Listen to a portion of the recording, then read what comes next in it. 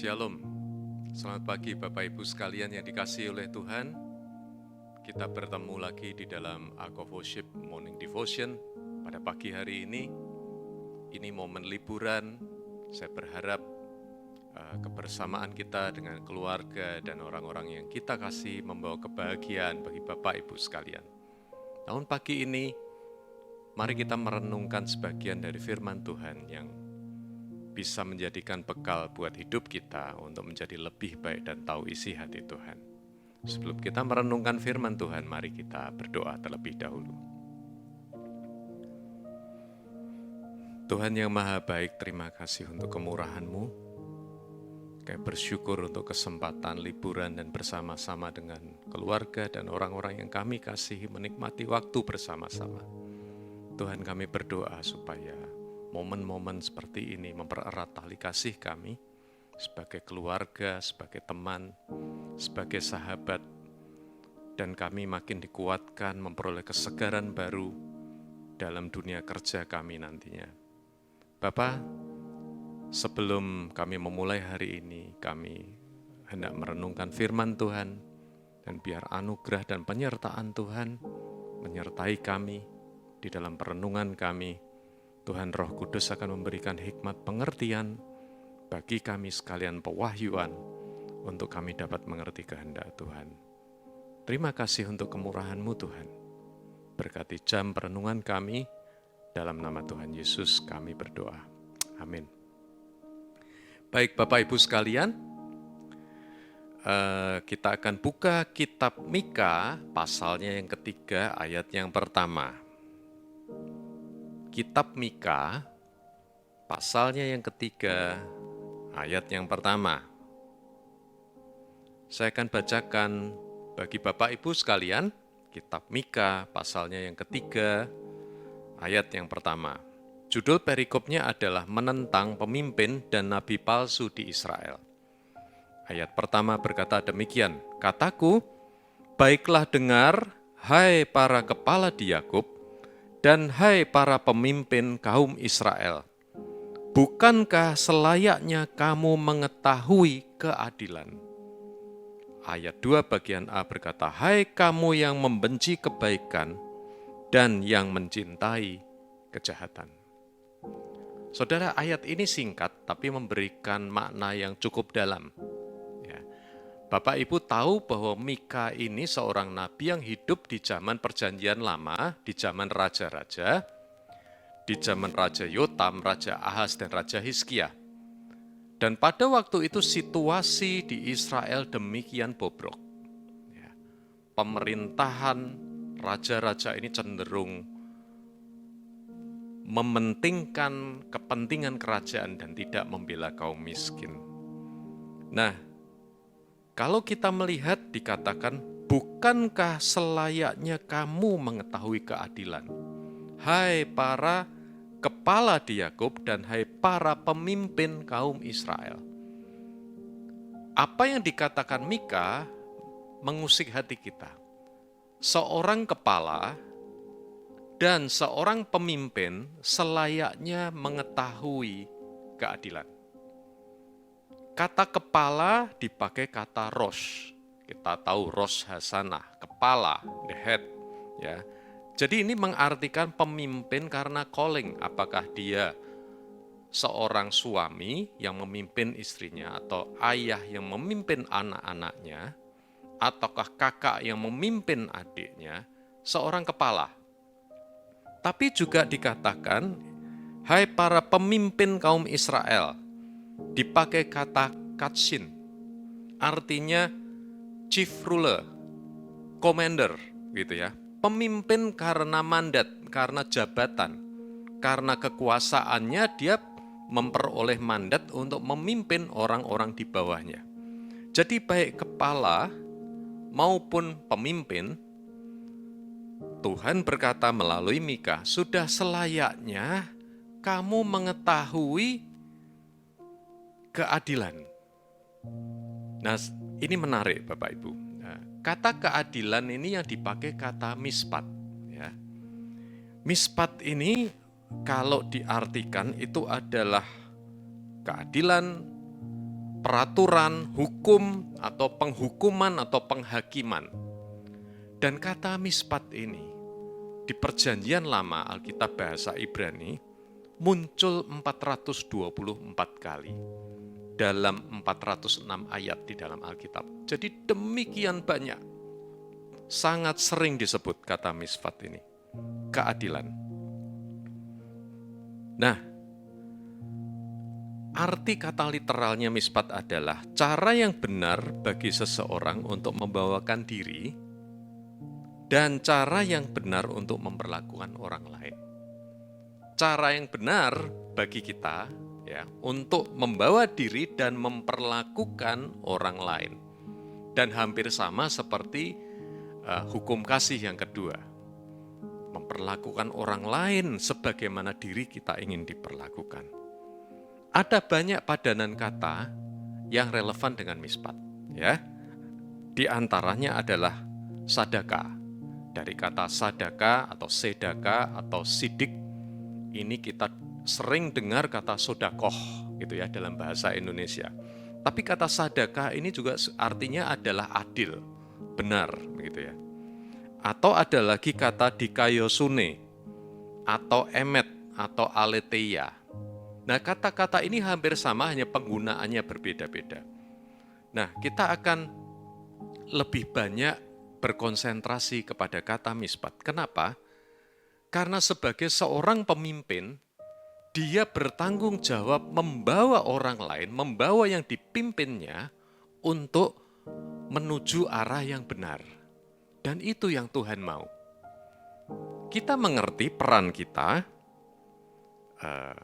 di marketplace, di keluarga.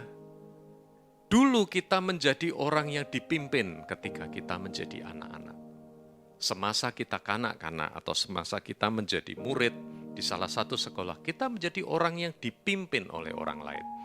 Tapi makin kita dewasa, makin kita menapaki kehidupan yang lebih, kita menjadi pemimpin.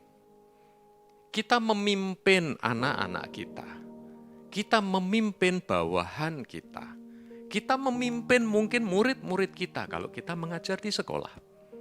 Kita adalah pemimpin. Dan Allah berkata, bukankah selayaknya engkau mengetahui keadilan mispat?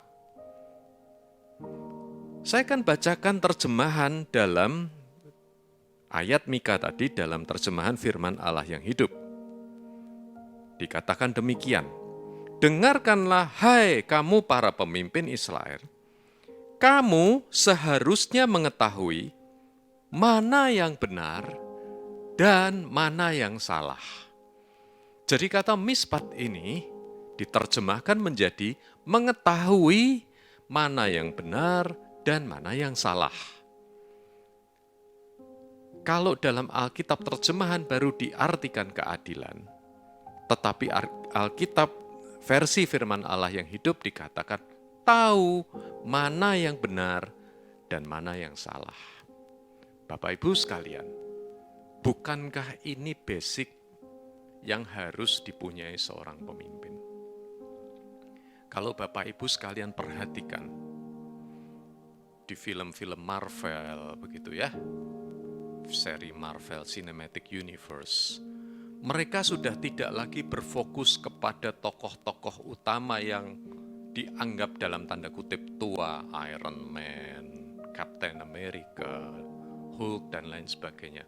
Tapi ceritanya kemudian bergeser menjadi regenerasi. Generasi yang lebih muda mengambil alih kepemimpinan dan superhero menjadi superhero yang baru di Marvel Cinematic Universe. Ceritanya berkembang. Dan isu regenerasi ini begitu banyak mewarnai dunia kita. Di dalam dunia kerja, saya kenal ada banyak korporasi yang sekarang dipegang oleh generasi-generasi berikutnya yang lebih muda. Karena lanskap bisnisnya sudah berbeda. Generasi yang lebih tua dulu mengalami masa-masa sukar, berjuang sedemikian rupa dalam kondisi politik yang tidak mudah. Tapi mungkin generasi-generasi yang lahir kemudian menikmati berbagai kemudahan, tapi juga dengan kesulitan mereka sendiri. Saudara, tapi satu hal yang tetap relevan adalah seorang pemimpin harus tahu mana yang benar dan mana yang salah. Seorang pemimpin punya tanggung jawab untuk membawa yang dipimpinnya mengerti mana yang benar dan mana yang salah.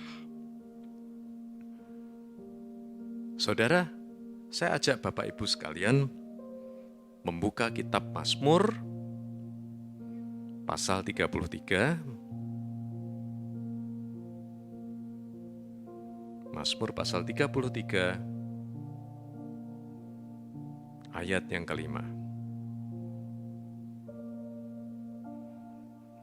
Inilah puji-pujian kepada Allah Israel. Dan di ayat kelima, Mazmur 33 ayat kelima, dikatakan, Ia, Tuhan, senang kepada keadilan dan hukum. Bumi penuh dengan kasih setia Tuhan. Kalau saudara tahu, Ia senang kepada keadilan, kata keadilan dipakai kata sadaka, dan hukum, kata hukum dipakai kata mispat. Sadaka dan mispat. Bumi penuh dengan kasih setia, hesed Tuhan. Karakter Allah kita, Allah itu suka sadaka dan mispat. Allah suka kepada keadilan dan hukum. Dan peristiwa Allah mengutus anaknya dalam diri Yesus mengenapi ini. Dosa manusia tetap harus diselesaikan secara hukum. Harus ada yang membayar, harus ada yang mati. Tetapi kasih setia Tuhan tidak pernah lepas. Ia senang kepada keadilan dan hukum, sadaka dan mispat. Kita sebagai anak-anak Tuhan, kalau Bapa kita, Allah kita menyukai keadilan dan hukum, maka kita sebagai anak-anaknya juga harus mengusahakan keadilan dan hukum dalam hidup kita. Coba kita buka lagi Mazmur 106. Mazmur 106 ayatnya yang ketiga.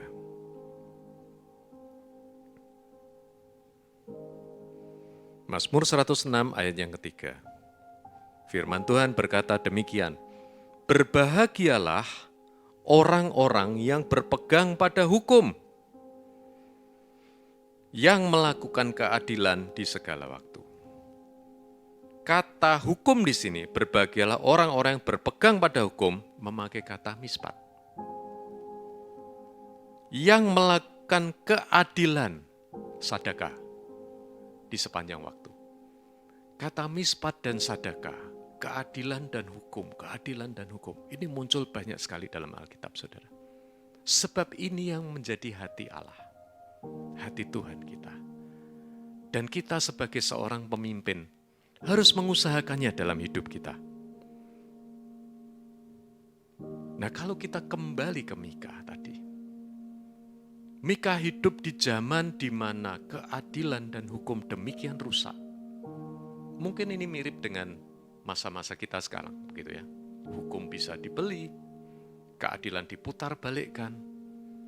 Yang benar dibilang salah, yang salah dibilang benar. Semua serba terbalik. Mika hidup di zaman seperti itu dan dia menyuarakan hati Tuhan. Hai engkau para pemimpin, engkau harusnya ngerti keadilan dan hukum. Dasarnya apa, saudara? Dasarnya firman Tuhan. Pada masa itu kekuasaan cenderung menjadi alat untuk menindas orang lain. Kekuasaan menjadi alat untuk mengambil kepentingan bagi golongannya sendiri, bagi dirinya sendiri. Saudara, godaan yang sama terjadi dalam hidup kita. Sebagai seorang pemimpin, kita tergoda untuk memanfaatkan semua potensi orang-orang yang kita pimpin untuk kepentingan kita sendiri dan bukan untuk kepentingan bersama. Sebagai pemimpin, kita tergoda untuk mendapatkan effort seminimal mungkin, tetapi mengupayakan semua orang yang kita pimpin bekerja demikian keras untuk kepentingan diri sendiri. Hati-hati, saudara. Allah ingin agar kita sebagai seorang pemimpin tahu mana yang benar dan mana yang salah. Saudara ngerti? Untuk tahu mana yang benar dan mana yang salah, saudara hanya bisa ketika Tuhan memberikan hikmat dalam diri saudara. Tanpa hikmat Tuhan, engkau tidak akan ngerti membedakan mana yang benar dan mana yang salah. Apalagi celakanya kalau engkau pemimpin ditempatkan dalam situasi yang sangat sulit. Situasi yang demikian membuat engkau kepepet, tapi engkau harus menentukan mana yang benar dan mana yang salah. Nah, ini dilematik. Tapi saudara tahu, Allah memberikan hikmatnya. Saya ajak Bapak Ibu sekalian membuka kitab 1 Raja-Raja. 1 Raja-Raja pasalnya yang ketiga.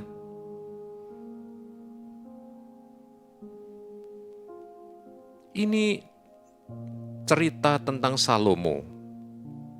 Kalau saudara baca dari ayat 16 sampai dengan ayat terakhir, ayat 28, Salomo dihadapkan pada pilihan yang sulit. Ya, ada 2 orang wanita, perempuan sundal, sama-sama punya anak. Dalam satu rumah, bersama-sama, tidak ada orang lain di situ. Anak wanita yang satu mati karena kecerobohan si ibu. Lalu wanita yang anaknya mati ini mengambil anak dari wanita yang lain dan ditukar. Nah, kemudian kedua wanita ini menghadap kepada Salomo dan berkata, "Ini anakku yang hidup, bukan anakmu." Yang lain juga berkata demikian, "Bukan begitu, anakmu yang mati, anakku yang hidup, engkau yang mengambilnya."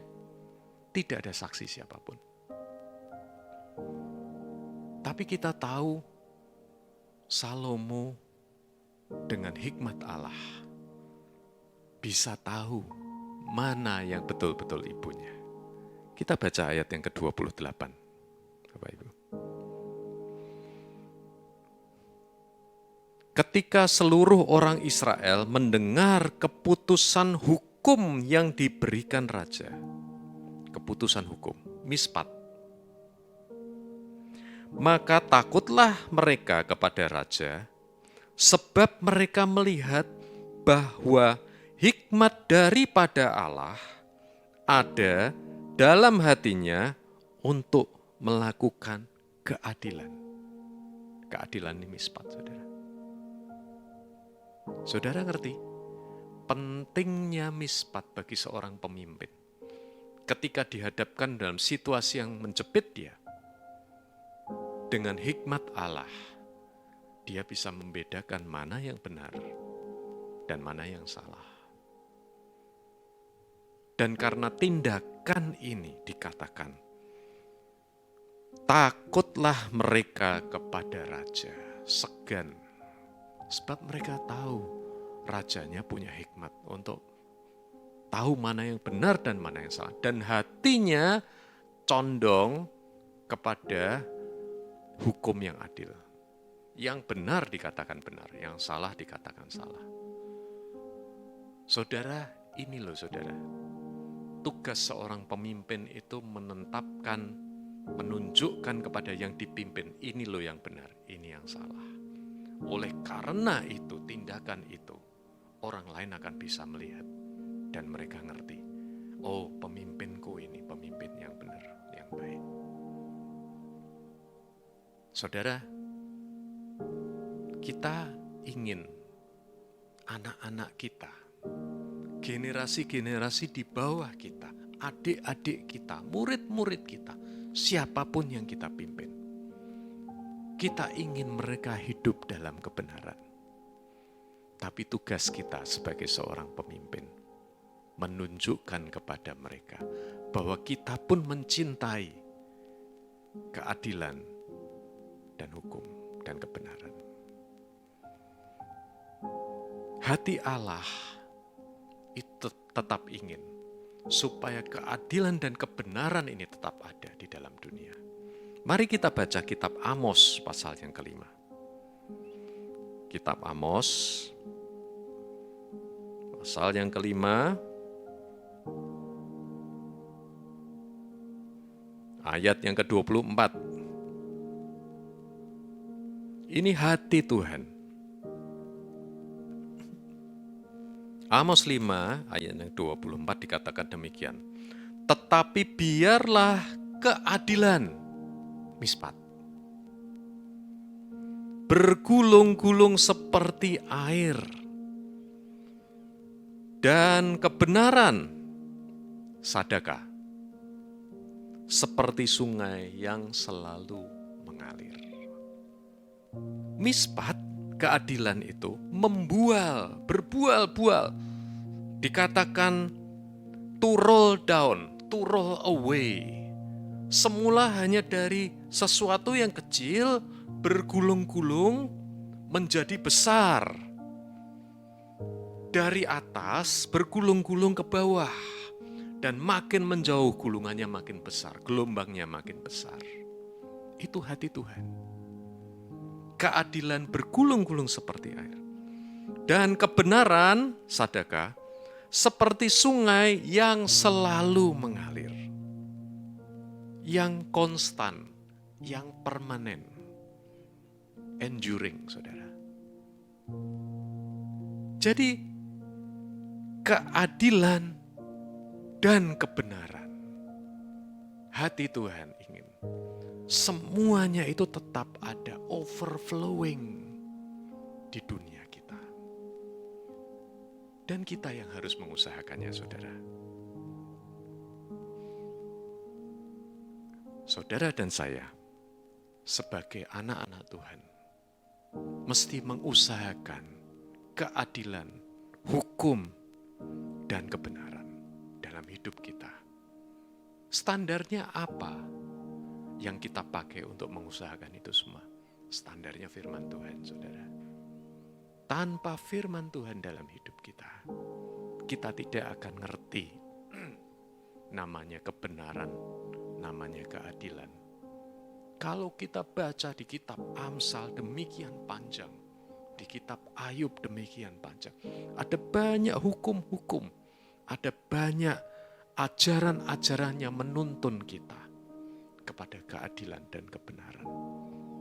Tuhan sendiri menyatakan titahnya dalam 10 hukum. Kita bisa baca itu. Firman Tuhan ini, saudara, pegangan kita. Kalau kita sebagai pemimpin jarang merenungkan firman Tuhan, saya ragu kita tahu namanya kebenaran, keadilan, dan hukum. Saudara, mari kita cintai firman Tuhan ini. Mari kita tekuni, mari kita renungkan firman Tuhan ini. Sebab itu yang akan membawa kita kepada kebenaran dan keadilan dan hukum. Amin. Semoga firman yang singkat ini mengusik hati kita sebagai seorang pemimpin. Kita bisa mengusahakan keadilan dan kebenaran bagi orang-orang yang kita pimpin. Amin. Tutup Alkitab, saudara, mari kita berdoa. Terima kasih Tuhan, Engkau begitu baik. Terima kasih untuk firman singkat yang boleh kami renungkan pagi hari ini. Engkau ingin agar kami sebagai pemimpin tahu mana yang benar dan mana yang salah.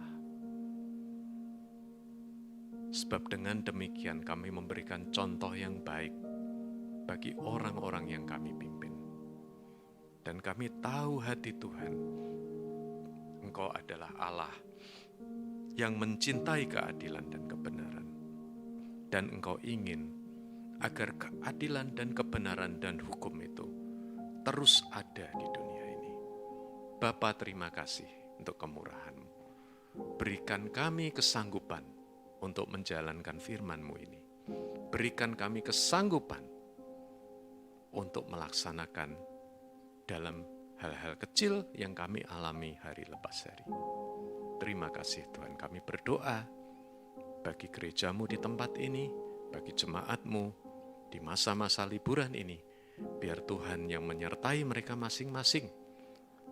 Kami berdoa supaya mereka menikmati momen-momen yang berbahagia bersama orang-orang yang mereka kasih. Terima kasih Tuhan, Engkau begitu baik dalam hidup kami. Dalam nama Tuhan Yesus, kami berdoa. Amin. Baik Bapak Ibu sekalian, kita selesai dengan Act of Worship Morning Devotion. Saya berharap Bapak Ibu sekalian menikmati waktu kebersamaan dengan keluarga, dengan orang-orang yang Bapak Ibu kasihi. Dan kalau Bapak Ibu melakukan perjalanan keluar kota, stay safe, hati-hati di jalan. Nanti kita akan kembali bertemu di Serpong untuk bersama-sama beribadah kepada Tuhan. Amin. You are blessed.